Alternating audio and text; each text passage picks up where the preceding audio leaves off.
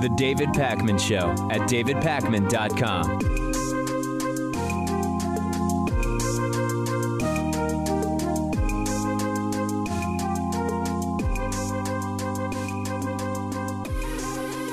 The topic of taxation comes up on the program a lot, and the reason it comes up is because taxes are both a political issue and an economic issue and a social issue when it comes to what our society's priorities via taxation and who we want to be taxing.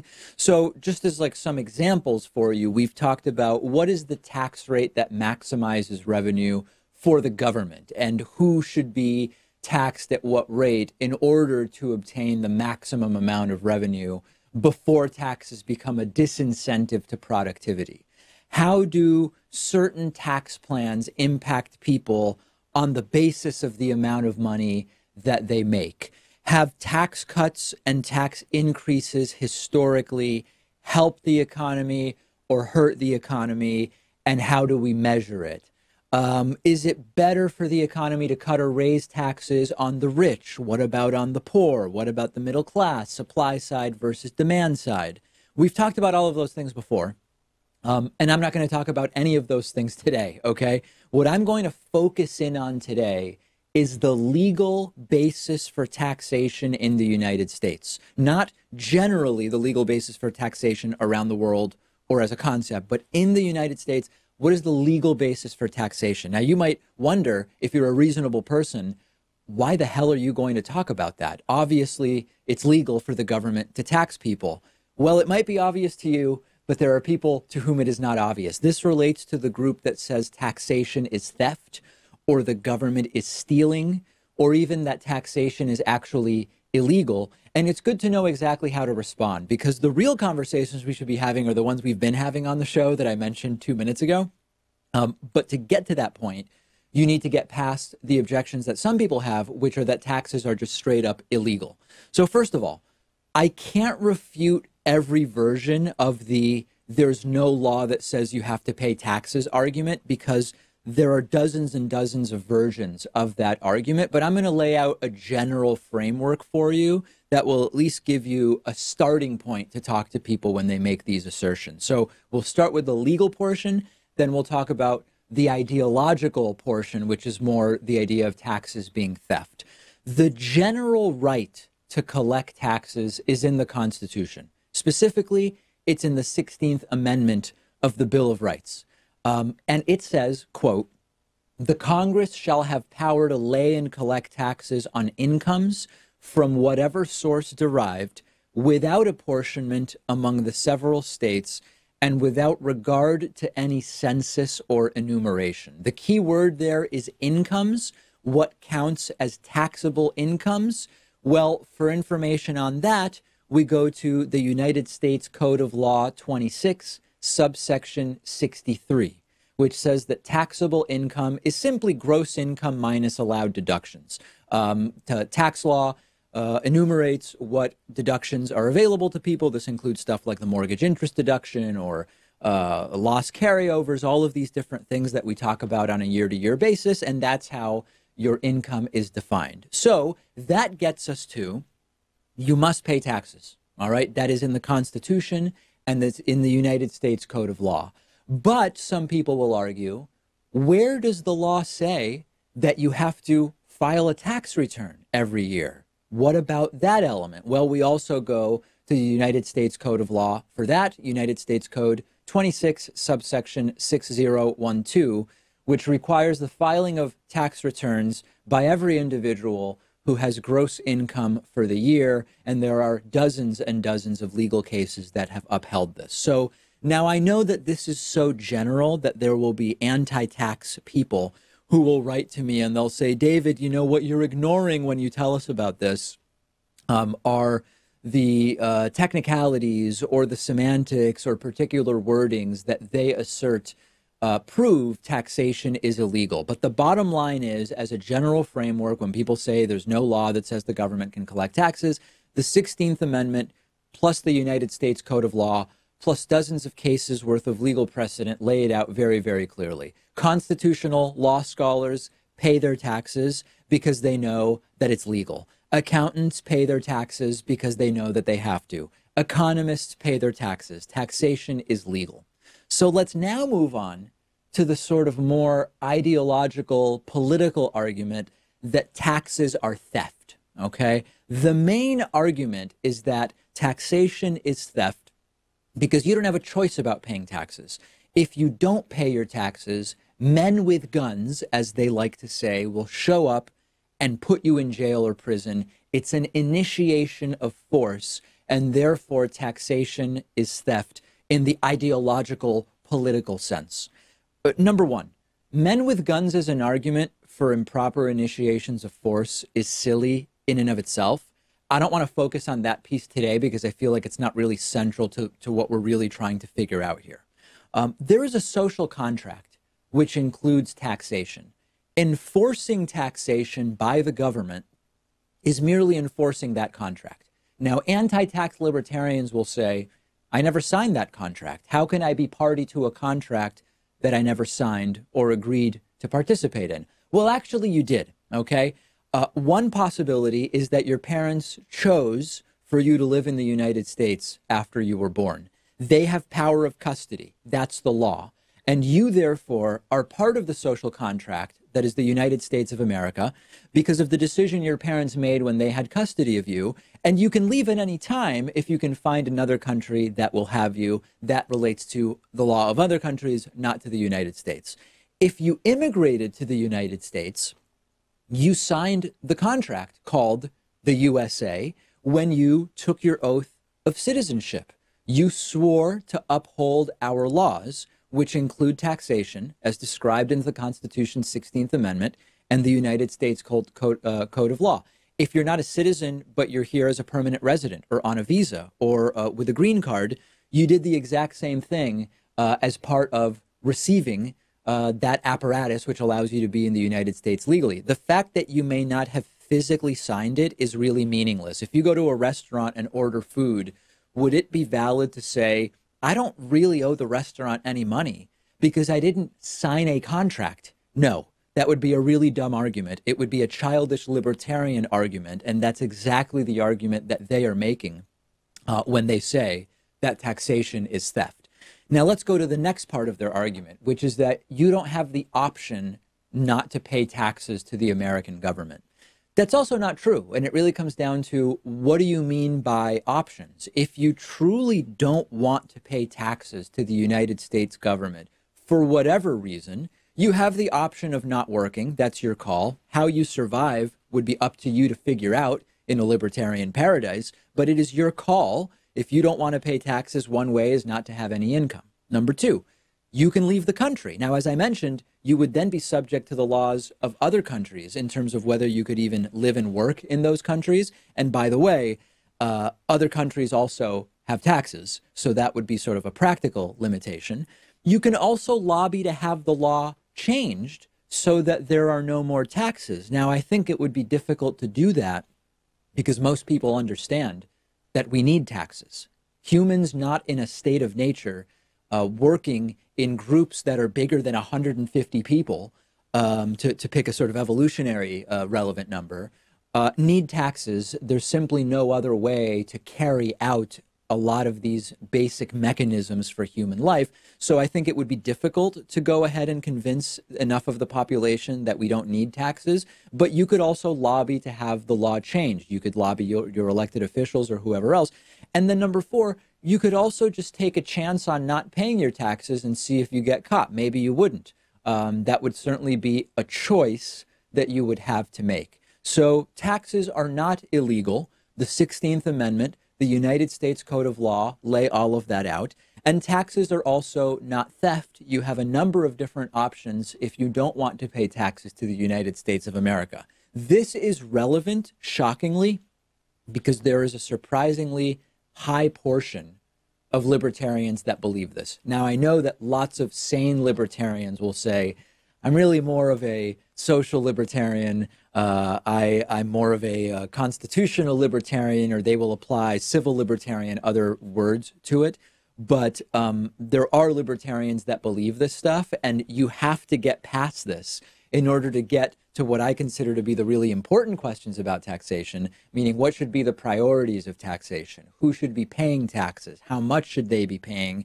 And how should that money be spent? And what the society most benefit from the usage of those taxes on? If I'm missing something, if you think that the legal framework that I've laid out is not sufficient to defend taxation as a legal mechanism, I want to hear from you. I'm on Twitter at @dpakman, and the show is on Twitter at David Pakman Show. Let me know, and I will be more than willing to have my mind changed if you make a coherent and compelling argument. The David Pakman Show at davidpakman.com.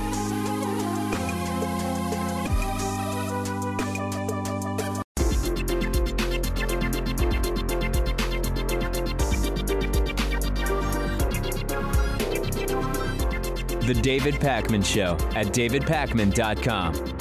Today's new member of the day is Trevin Pless. Trevin, thank you. I really appreciate your support. Also want to say thanks to John Sheehan. John Sheehan is today's Hall of Fame longtime sustaining member of the day. John's been with us for almost 5 years. Trevin and John, thank you. If you like the work that we do, if you think that the work we do is worth just a couple of pennies for each video that we upload to YouTube, or 30 cents for every hour podcast that we do, it's not a lot of money. Go to www.joinpakman.com, select a membership. You can discount the membership of your choice with the coupon code THISIS2020. This is 2020. It'll save you 40%. It drops a yearly membership to just $36. It drops a monthly membership to just $3.60. And it goes a long way to support the work that we do. It allows us to distribute the program at no cost to 200 radio and television stations. It allows us to make the program available on a dozen or so platforms at this point, free of charge to everybody who wants it. So this matters. This actually makes a difference. www.joinpakman.com. Patreon, also available at patreon.com/David Pakman Show. We have a David Pakman Show subreddit on Reddit. It is one of the biggest subreddits of any progressive political show, approaching 10,000 subscribers. And I encourage you to go to davidpakman.com/Reddit, see what all the hubbub is about, subscribe, participate in the discussion. I noticed this morning when I was looking at the subreddit a post about the frequency of the fake David Pakman quotes. A user says, "Hey, moderators, you should probably shut down the fake quote meme. Maybe some of these are funny as inside jokes, but putting a bunch of images online associating fake quotes with David Pakman's name and face isn't much different from actively spreading misinformation about his views." I am kind of mixed on this, Pat. We'll put up a few of the examples of these fake David quotes for people to take a look at. I agree that it would be potentially damaging for things I haven't actually said to be put on these quote images and sent around the internet. They could be misinterpreted as things that I actually said. But they're also really, really funny and often deal with the fact that when people call in to the show, we can't hear them, or they're on speakerphone, or it sounds like they're in the middle of a war zone. So I understand the concern, Pat, but they're also really, really funny, and they do reference some pretty clever inside jokes, including when I say that we're going to edit out an entire portion of the show where something mildly embarrassing happens, even though we do the show as if it's a live show, so we don't actually do that. I get the concern, but I think overall it's pretty damn funny. Yeah, you don't want to see what actually gets cut out from the show. We're going to hide that forever. I think it's funny. I think the humor outweighs the potential for people to think that you actually said those things. So I say, let's keep it going. Let's keep it going. Yeah, I like it as well. And like you're pointing out, the things that we actually edit out, we would never even joke about it. We just make it disappear, and it ends up not even on the cutting room floor. It ends up in the recycle bin of Pat's computer and then removed, never to be found again. So anyway, I get it, but I think it's a pretty funny gag. Also from the David Pakman Show subreddit, crisis averted. Hillary Clinton makes it official she's not running in 2020. I never really thought that Hillary Clinton was going to run in 2020. I know that there was a brief moment in time where I think something she said was asserted to mean that she hadn't made a decision one way or the other. But I don't know about you, Pat. It never struck me as credible that Hillary Clinton was going to be running again for president this coming election. Well, the best case that she has for making another run is that she won the popular vote in 2016 by 3 million votes. I would say, though, the worst case that she has, the thing that's strongest against her, is the fact that her popularity right now is lower than Donald Trump's. How that is possible, still, I have no idea, but definitely a good decision. Don't run again. Yeah, I think it's the right decision. I think that Hillary Clinton running again in 2020 would have created like 3 or 4 different layers of issues. The relationship to the DNC would be one piece, even if the DNC has, quote, reformed to some degree. The fact that there is, to whatever degree you believe the DNC was favoring Hillary Clinton, and I know that our audience disagrees about what that degree is, but I don't think anybody could say that there was no degree to which the DNC favored Hillary Clinton. That's a problem. Number 2, there's always this idea of, do you want to run someone coming off of a loss? That's a question around a Beto O'Rourke candidacy. There are a whole bunch of different questions around that. And then number 3, as Pat is pointing out, Hillary Clinton is even less popular now than she was at the time of the 2016 election, based on one poll that I saw. Polls may conflict about that. So I think that this is the right decision. I don't find that this is surprising at all. And the biggest question now that remains is Joe Biden going to run? I see Joe Biden, Pat, as the kind of centrist establishment person that would be similar to Hillary Clinton in terms of the role he plays within the Democratic Party. But I don't know if you agree with that. I do agree with that. And if Joe Biden decides not to run, then I think Kamala Harris would take that position. That would be the establishment choice. I do think Biden will run, though, especially because he's almost at the top of every poll right now. So in a way, it would be silly for him not to run. We will see whether Joe runs, and no more discussions about Hillary Clinton 2020. She's not running. She said it, much to the chagrin or delight of different people, depending on who you like and what your politics are. She's not running, and I think we're ready to move on. Join the discussion on the subreddit at davidpakman.com/REDDIT. There are 2 economic issues that I want to talk about with you today, which people are often confusing with each other, and Donald Trump actually seems very, very confused about the 2. On the one hand, you have the federal budget deficit.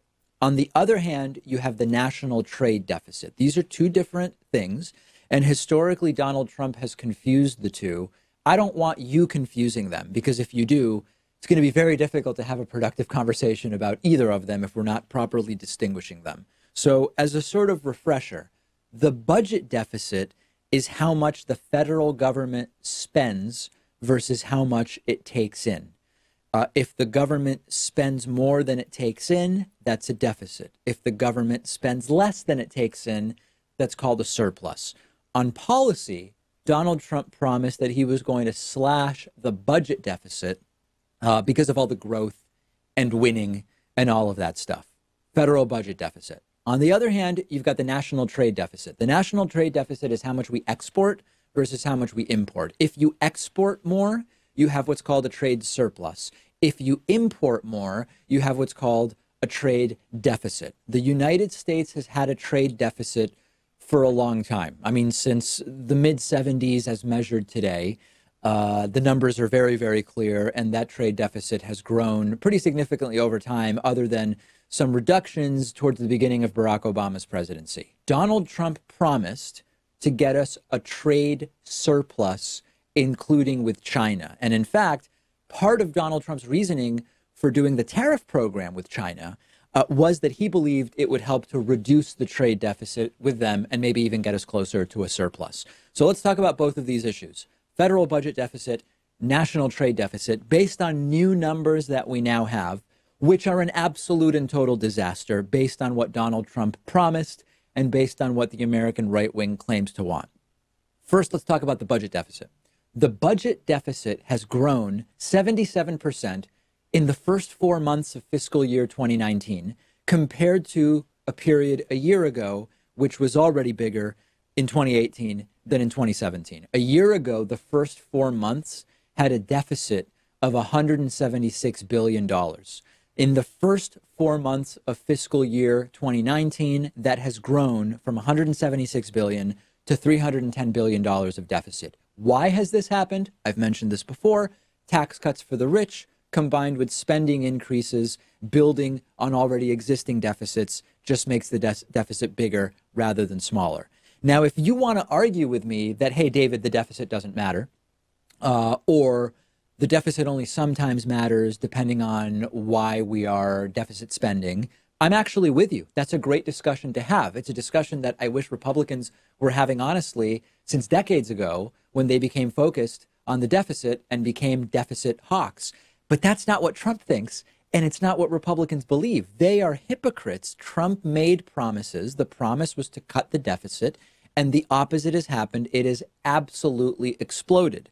Now, you could also make the argument that the raw numbers, like the total number of deficit dollars, isn't important because if the country keeps growing and the economy keeps growing, you have to adjust the deficit to account for that as a percentage of the GDP. But the GDP adjusted deficits are still deficits, and Trump promised a surplus, so the guy's still a hypocrite and a liar. That's the budget deficit, okay? Let's now go to the trade deficit. We have 2018 trade deficit numbers, and they're the highest ever. $891 billion in merchandise trade deficit and $621 billion in services trade deficit. Adjusting that for inflation and economic growth, that is a new record trade deficit. I was thinking, finally, Donald Trump can claim to have a bigger one than Barack Obama and be telling the truth. Usually when he says that, it's actually a lie. The trade deficit. We knew that when he was tariffing China, it wasn't going to reduce the trade deficit. It was actually going to increase it, and it did. We knew that when he was talking about the renegotiations of NAFTA and other trade agreements, that the entire way Trump was conceiving of it, or more accurately said, misconceiving of it, was not going to reduce the trade deficit. It was going to increase it, and that's exactly what we are seeing. So when we talk about this, Pat, I'm trying to be clear, and I hope I'm being clear. I hope I'm succeeding at being clear, that there are really important conversations to have about whether budget deficits are good or bad, or whether it depends. There are conversations to be had about, is it even realistic for the American economy as structured to have a trade surplus right now? Or do we just need to accept that we're going to have a trade deficit and that that's okay? That's all reasonable. That's not what I'm talking about here. What I'm talking about here is the completely unrealistic promises made by Donald Trump, which he has failed to keep. And if Trump had done nothing, these numbers would be a lot better. And I think it just has to do with the fact that priorities have shifted. Republicans claimed that they were all for lowering the deficit in the past. And it sounds like now they're more interested in passing tax cuts. They're more interested in raising military spending. So their priorities have shifted. And when it comes to the trade deficit, I think Trump prioritizes looking strong in alpha and renegotiating trade deals over lowering the trade deficit. If he changed his priorities, maybe these numbers would shift. I would actually argue that it's not that their priorities have actually shifted. It's that when they claim their priority is reducing the deficit, it's just not genuine. I think that their priorities have actually stayed the same, and it's that they lie when they say we absolutely must reduce the deficit.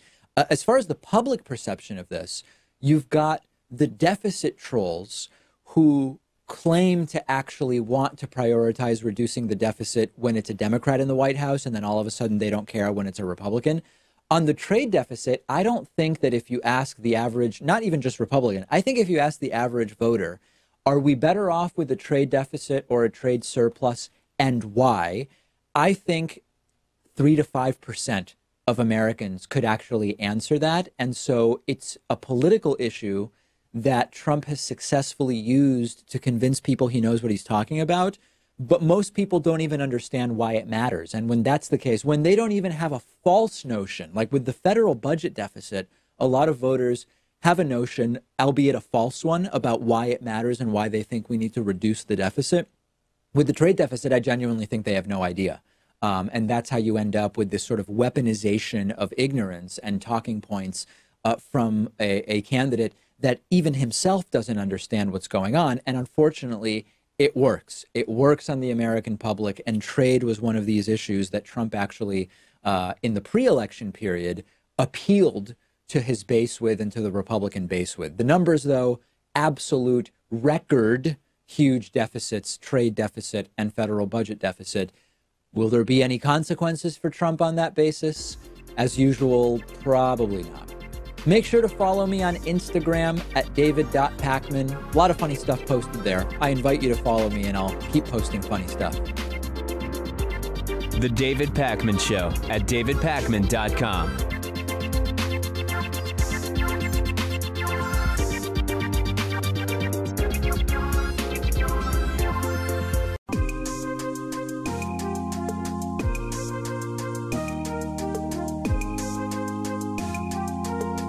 Welcome back to the David Pakman Show.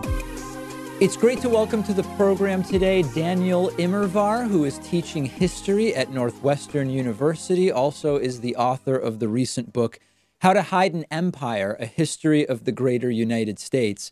Daniel, thanks for joining me, first of all. I think this is such an important topic right now for a few different reasons. Number one, just understanding the history of the United States is something that we would all be better served to do, and I think we would be all better off if more people understood it in some degree of detail. But specifically when it comes to empire and the misconceptions that many people have about the history of American empire, and also some of the confusions between empire and colonialism, I think that it's a particularly important topic now.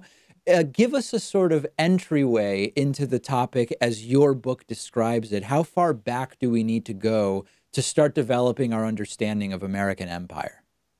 I think you need to go all the way back to the beginning. From the day that the country receives its independence from Great Britain, from the day that that treaty is ratified, the United States, despite its name, the United States of America, isn't just a union of states. It's a union of states and territories. That's what it is on day one. That's what it is today. And that's what it's been on every intervening day. More to the point, the official name of the country is the United States of America. But for most of the country's history, it also hasn't been limited to North America. Since 1857, the country's borders have extended into the Caribbean and into the Pacific. So I think if you really want to understand U.S. history, you need to understand the full scope of the United States. And you need to understand that that means not just looking at the states, not just looking at the contiguous blob, but looking at the U.S. empire. Yeah, so let's start maybe a little bit with the islands in the Pacific and the Caribbean, and interestingly, the role that guano or bird poop plays in all of this. And if people of my generation, I think, hear the word guano and they think of Jim Carrey and they think of one of those Ace Ventura movies where that was the first time I was exposed to guano when I was like 9 years old or something like that. But this is actually not just a joke from a Jim Carrey movie. This is actually connected to a lot of really important historical issues for the United States in the Caribbean and in the Pacific. How does that work? What's the role of guano? Yeah, so let's talk about what guano is. Guano is either bat or bird feces that's used as fertilizer. And in the 19th century, as farms in the United States were experiencing what farmers then called soil exhaustion, losing a lot of nutrients as they transitioned to industrial agriculture, but didn't yet have the chemical fertilizers that we have, they found that they were encountering decreasing yields in such a way that it was a major looming economic crisis. The one thing that worked really well, was guano, and particularly bird droppings from sea islands. So you have to imagine these islands sort of surrounded by large bodies of water, small islands, and birds congregate on them. And then, over the years, over the centuries, the bird droppings concentrated on these small islands accumulate, pile high into the sun, bake in the sun. This works best on islands where there's very little rain. And, sort of the very rock of the island itself is calcified bird droppings. That stuff is tremendous for farms. And there's a sort of land rush in the 19th century for the United States to claim as many uninhabited guano islands as it can. So over the course of the second half of the 19th century, and this is its first form of overseas expansion, the United States claims nearly 100 guano islands in the Pacific and in the Caribbean. So now there's a very particular political divide on the concept of American empire. And a lot of that divide splits pretty cleanly depending on where one sort of is on the political spectrum. In thinking back to the guano era, so to speak, and the time where we were seeing westward expansion within what is now the contiguous 48 states in the 19th century, the expansion was starting into the Caribbean and Pacific Islands. Was there an equivalent political split amongst the population in terms of who supported this island expansion and who did not? Or were political circumstances different such that that debate wasn't really taking place? No, there really was a debate. Throughout the 19th century, as the United States' borders expanded westward, even before it started to expand overseas, expansion was contentious. And generally, the two poles of contention, not the only ones, but the main ones, were between expansionists who wanted to see the borders of the United States grow and who wanted to claim new lands for the country, and racists who were concerned about incorporating too many people who were perceived as non-white into the Union. So it's an interesting moment when the United States expands quite a lot over the course of the 19th century, but actually doesn't incorporate a large number of people as a percentage of its own population. And a lot of the borders of the United States, when it's expanding in the 19th century, are carefully curated so that the United States can claim, for example, as much of Mexico as it can get, while still claiming as few Mexicans as it can.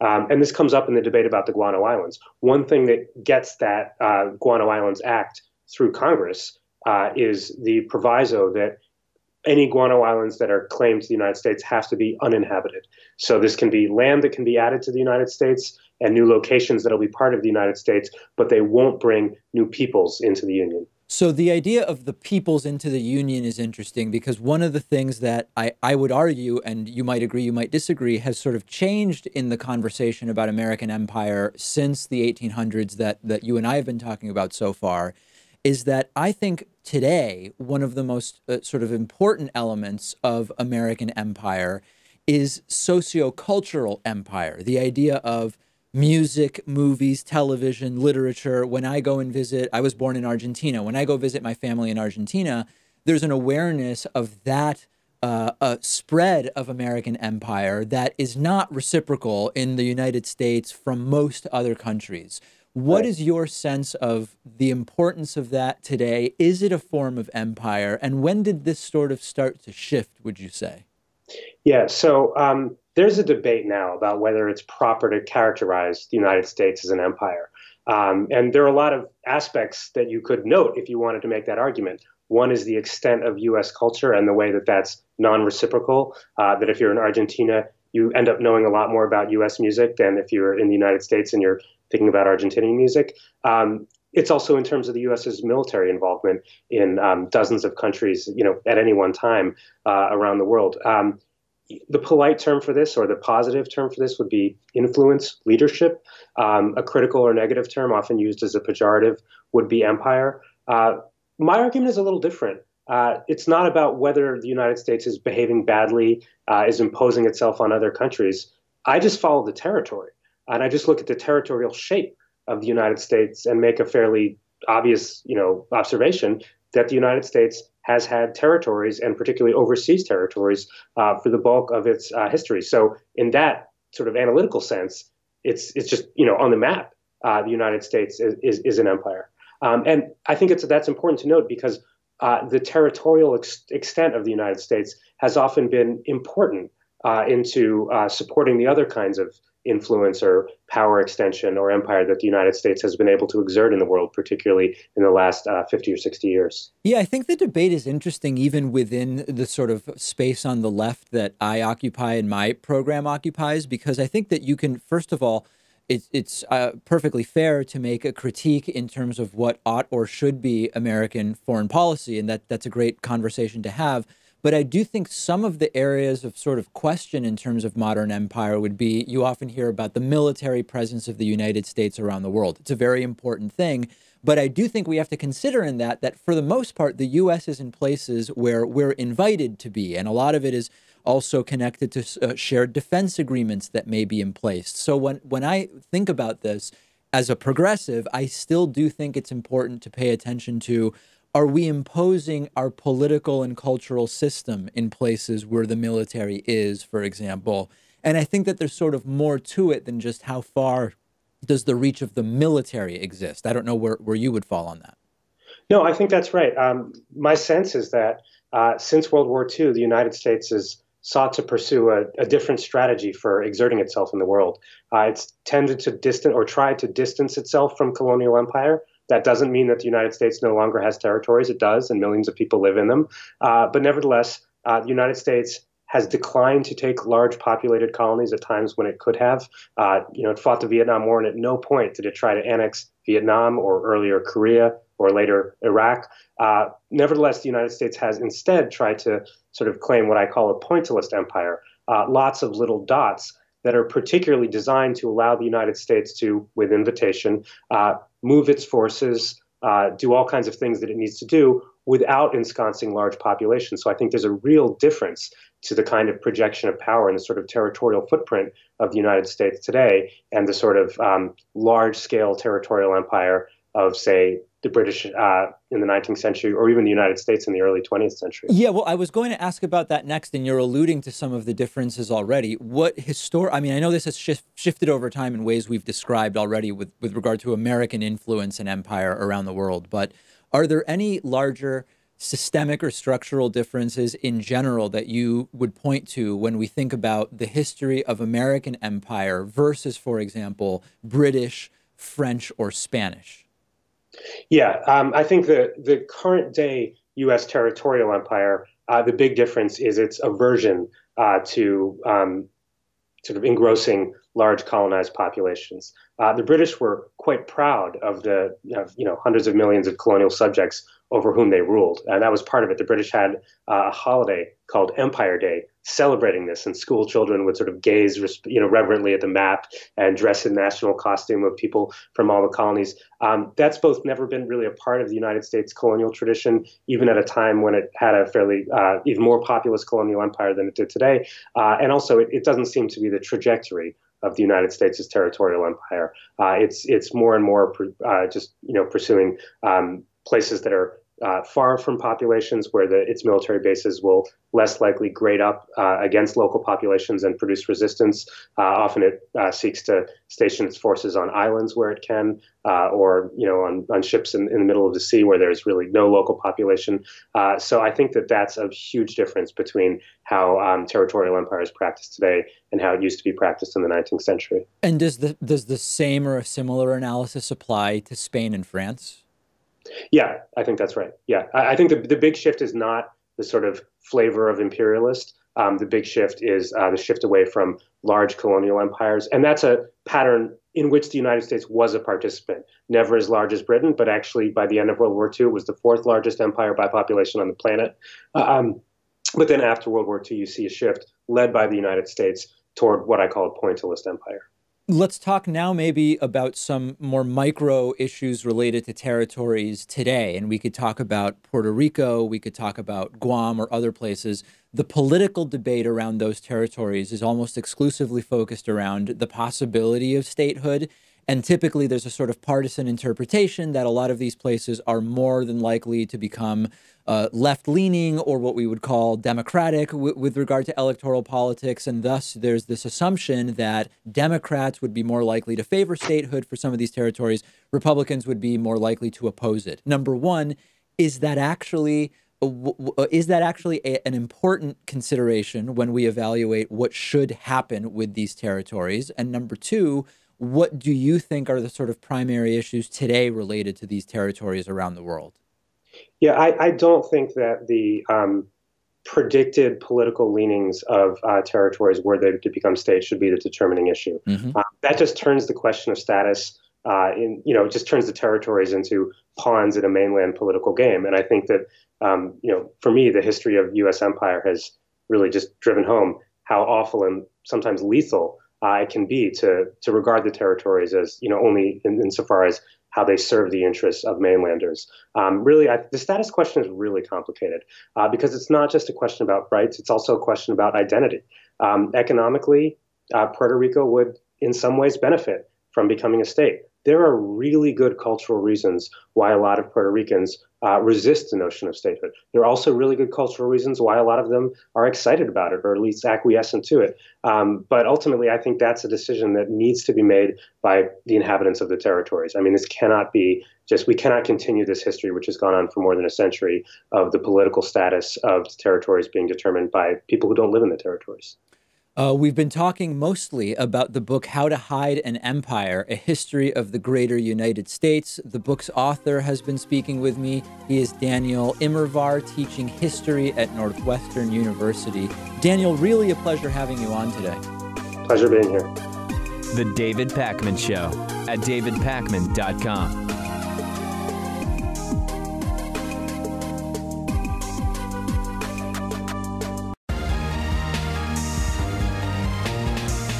The David Pakman Show at davidpakman.com. The Democratic National Committee is not going to allow Fox News to moderate a debate in the Democratic primary for the 2020 presidential nomination. And the reasons why basically are focused on the ties between the Trump administration and the Republican Party and Fox News. Fox News has sort of unofficially been the propaganda arm of the Republican Party for a really long time. But earlier this week, we had this amazing piece from Jane Mayer in her investigation, which exposed more of the full extent of the connections between the Trump administration and Fox News Channel. For example, we now know that Fox News had the Stormy Daniels, Donald Trump illegal hush money payment story before Donald Trump's election, and they chose to kill that story allegedly for political reasons. We know about the crossover between Fox News personalities and contributors and Donald Trump staffers. We know about the restrictions placed on Fox News anchors about what they're allowed to say about Donald Trump. And Fox put out a statement that's pretty clever by throwing Chris Wallace's name into it, saying, why won't Chris Wallace be allowed? Chris Wallace is someone who should be allowed to ask people questions, and it would be valuable. He's one of two people who sometimes make sense on the channel, and I'll talk about the meaning of that.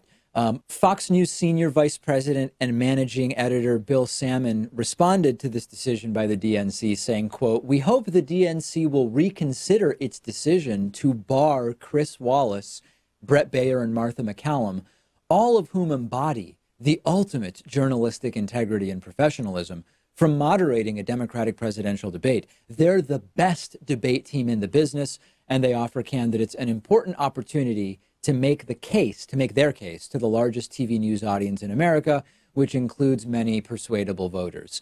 This is straight out of Noam Chomsky and Edward Herman's propaganda model, okay? Let me just refresh your memory. I've said before, Shep Smith and Chris Wallace sometimes say logical things on Fox News. When the president obviously lies, they point it out, for example.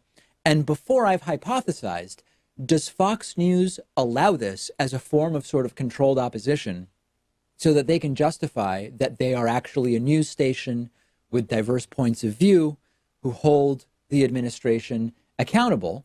And here they are saying, that's a bad decision because Chris Wallace isn't going to be allowed. And what the Chomsky-Herman propaganda model specifically predicts, this is a book from 1988, by the way, the original edition, I'm rereading it now. The propaganda model predicts that you would see some degree of disagreement and dissent allowed within corporate media outlets, even if it is a departure from their overall editorial perspective, specifically as a pretext to be able to claim that they're objective and that there's a diversity of opinions, but it's really very calibrated opposition and dissent. So I'll give you an example. Shep Smith is allowed on Fox News to point out when the president has told an obvious lie. But you don't have anyone on Fox News that questions the systems of power that allowed such media consolidation to take place and have allowed the relationships that now exist between government and media to grow to the degree that they have. You just get Chris Wallace, who doesn't let John Bolton get away with an obvious lie, for example, or Shep Smith that points out there is no actual crisis at the border. And then Fox News is able to say, why would you bar someone like Chris Wallace, who's so good and objective and fair, from moderating a Democratic debate? Exactly what the propaganda model would predict. And I also want to mention, there's a lot of misreporting about what this story is about. There are some reports that are saying Fox is banned from broadcasting debates. That's not really what's at issue here. The primary debates are often on one network. They are not like the general election debates, although it really depends on how they're structured. What we're talking about here is Fox News getting a debate to moderate in the Democratic primary. And I think that this actually makes a lot of sense. I think it's a waste of time for Democrats to try to connect with the Fox News audience specifically. If you are a voter and you're seriously considering voting in the Democratic primary and you're trying to get information about the candidates, you're not going to suffer a significant disadvantage because you can't go to Fox News for a Democratic primary. And one criticism I've read is the reason the DNC is doing this is because they don't want to take tough questions from Fox News debate moderators. That doesn't make any sense. It's all Democrats, right? It's not like Fox News is going to bring on a Democrat and a Republican and give tougher questions or stricter treatment to the Democrat. We're talking about Democratic primary debates. The questions in total could either hurt or help candidates sort of equally, but the idea of targeting in that way I don't think is actually the concern. But consider what it is the DNC is supposed to be doing. The DNC is not supposed to be helping one particular candidate over others in the way that many allege that they did with Hillary Clinton over Bernie Sanders in 2016. The role of the DNC is to help Democratic voters decide who they want to run against Donald Trump and to do everything they can to defeat Donald Trump in 2020.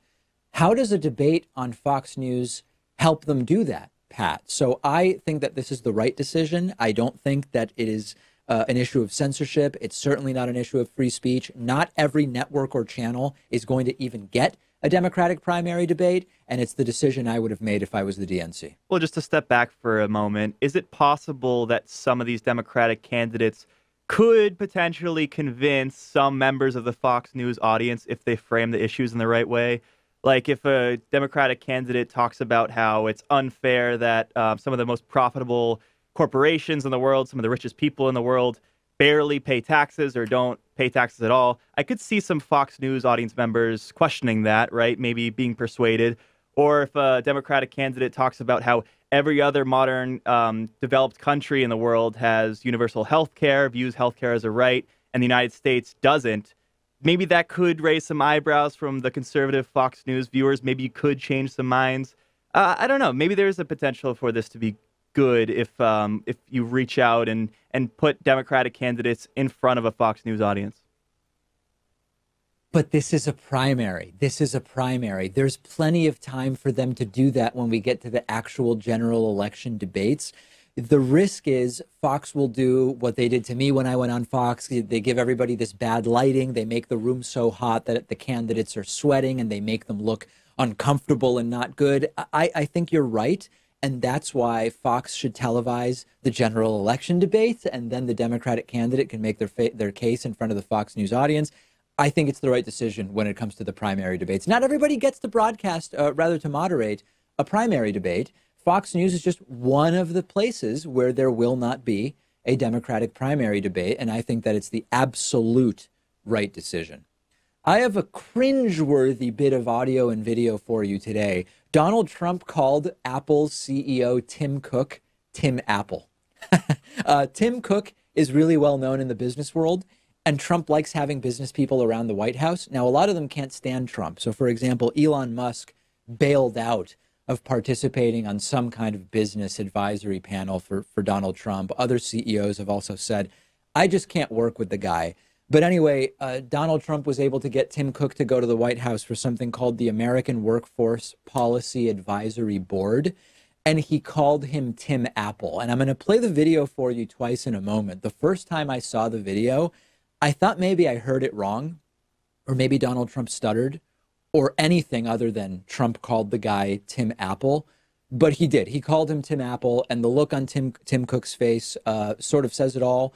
You will also notice that Ivanka also seems to kind of slightly perk up, who is, for whatever reason, there as usual. I don't know why she's there. Jared Kushner's there, unelected and not confirmed by the Senate advisors. But okay, they are there. Here is Donald Trump referring to Tim Cook as Tim Apple. Into our country, we appreciate it very much, Tim Apple. But into our country, we appreciate it very much, Tim Apple. But this is just the best, and hilariously, this has happened before. Once Donald Trump had some kind of event with Lockheed Martin's CEO, Marilyn Hewson, and he referred to her as Marilyn Lockheed. Check it out. We have some of our great business leaders and leaders, period, right behind me. I may ask Marilyn Lockheed, the leading woman's business executive in this country, according to many. This is just the best. Of course, she's the leading business executive, women's business executive in the country, according to many more people who actually know her real name rather than Marilyn Lockheed. Is it possible that Trump thinks, since his businesses are all called Trump whatever, that every business is named after the person that's running the business or something like that? There's a report that Bill Microsoft is now refusing to even meet with the president after this incident, and Mark Facebookberg is going to have to face really tough questions from Trump at the White House very, very soon. I read something that's kind of an interesting take on this, which is that this is a either conscious or unconscious sort of psychological domination game that Donald Trump is playing, that it is a way of showing that he doesn't even need to call people by the right name, that to him, they are simply the CEO of the company. You're basically Tim Apple. You're just Tim, the CEO of Apple. You're Marilyn Lockheed, as he said. It doesn't matter what your actual last name is. You're just Marilyn, the CEO of Lockheed Martin. It's an interesting take, but I think the more realistic scenario is that this is part of the cognitive decline that so many people have been observing in Donald Trump, and which we will be following up on with a psychiatrist, Dr. John Gartner, very soon. Sooner than before you know it, John Gartner will be back on the program. We have a voicemail number. That number is 2192-DAVID-P. Very interesting voicemail about the criminal justice system that came in. Take a listen to this one. Hi, David. My name is Lindsay. I live in Tampa, Florida. I was listening to your interview and was just kind of wondering what the effects on the criminal justice system would be if all of those low-level offenders pled not guilty. What kind of effect would it have on, the whole court system, from low-level misdemeanors all the way up to high-level felonies? Love what you do, man. Absolutely fantastic question. Absolutely fantastic question. The criminal justice system, the court system, would grind to a halt if they lost the benefit of what I call the plea deal industrial complex, where most charges do not lead to trials. And it is something that I've read sort of extensively about. If you actually were able to get the resources for a lot of these defendants, and if the sort of economic circumstances didn't prevent them from just having to take a plea deal, and you got more not guilty pleas, it would grind the system to a halt in such an acute way that there would be no choice but to reform the system and to change how it functions. But unfortunately, it all benefits from the fact that a lot of defendants don't have the financial resources to do it, and that for other reasons, it's also extraordinarily difficult. But very, very good question. We've got a tremendous bonus show for you today. We will talk about a House Democratic investigation into voter suppression in Florida. We've been calling for this since the midterm election, and it is actually starting up. The citizenship question has been blocked from the 2020 census. That's good news, and we will talk about it. And lastly, Uber has been found not criminally liable in the death of the woman who was hit by a self-driving car, which we reported on extensively up until this point. That is according to a prosecutor. And we will talk about all of those stories and more on today's bonus show. Speak to you then.